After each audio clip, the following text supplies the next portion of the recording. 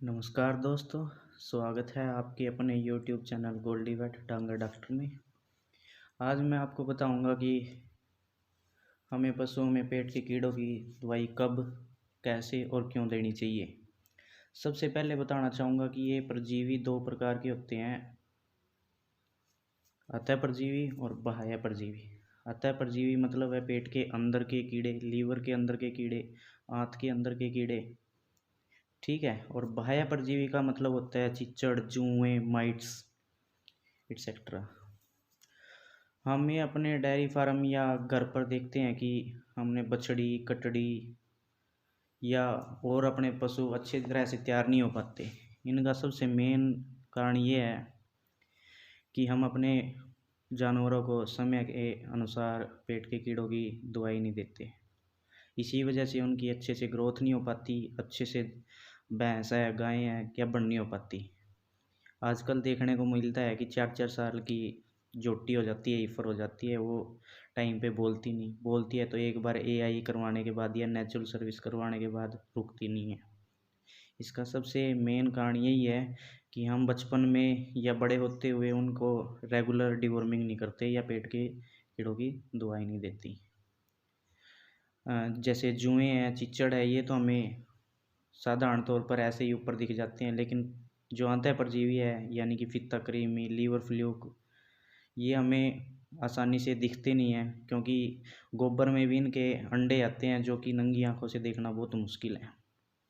तो इनसे छुटकारा पाने के लिए हमें जानवरों को अपने रेगुलर टाइम पे डिवॉर्मिंग देनी चाहिए, ठीक है। उससे कि क्या फ़ायदा होगा, अपने जानवर हैं जो छोटे गाफ है अच्छी तरह से तैयार हो जाएंगे।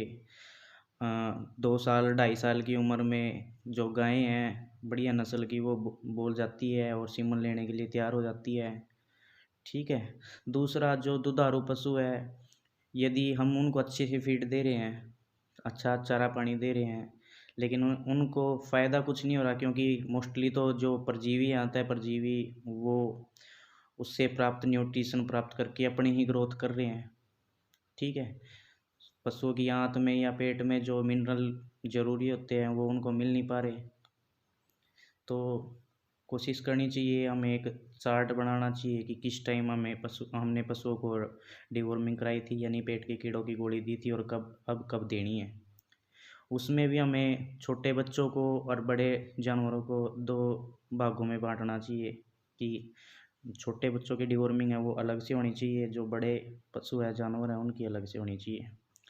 छोटे पशु में जैसे छोटा मेल या फीमेल काफ है, छोटा बछड़ा या कटड़ी है, उसमें हमें डिवॉर्मिंग 15 दिन के छोटे बच्चे से पहले डिवॉर्मिंग करवानी चाहिए। उसके बाद 45वें दिन यानी कि पर मंथ लगातार 6 महीने तक छोटे बच्चे की डिवॉर्मिंग करानी चाहिए। और बड़े जानवरों में वैसे तो डिवॉर्मिंग वज़न के हिसाब से, जानवर के भारी है हल्का उसकी हिसाब से देना चाहिए। और मोटा-मोटा अंदाज़ा लगाया जाए तो जो 3 साल की या उससे बड़े जानवर है 3 ग्राम की बोलस आती है, मोस्टली स्टोरों पे अवेलेबल है एल्बेंडाज़ोल या फेनबेंडाज़ोल के नाम से, वो देनी चाहिए। ध्यान रहे यदि प्रेग्नेंट है पशु तो फेनबेंडाज़ोल बोलस 3 ग्राम, यदि नॉन प्रेग्नेंट यानी गाभिन नहीं है तो एल्बेंडाज़ोल 3 ग्राम के नाम से हमें दे देनी चाहिए। बड़े जानवरों में हमें मोस्टली 90 डेज़ यानी कि 3 महीने के बाद लगातार डिवॉर्मिंग करनी चाहिए। मेन ध्यान ये रहे कि साल्ट बदल के दें। एक बार एल्बेंडाज़ोल दी है तो फेनबेंडाज़ोल या ऑक्सफेंडाज़ोल, ठीक है।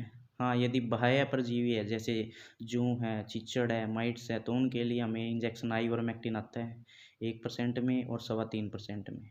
3.25% वाले के रिजल्ट अच्छे हैं, ज़्यादा लंबे समय तक ब्लड में रहता है और ज़्यादा दिन चिच्चड़ जुएँ नहीं लगती, ठीक है। तो यही जानकारी आज देना चाहता था कि रेगुलर डिवॉर्मिंग कराएं, अपने फीमेल काफ से अपना प्रोडक्शन पूरा ले, दूध अच्छा ले और अपने पशुओं का ध्यान रखें। यदि आपको वीडियो पसंद आई हो तो प्लीज़ लाइक, शेयर और सब्सक्राइब ज़रूर करें। धन्यवाद।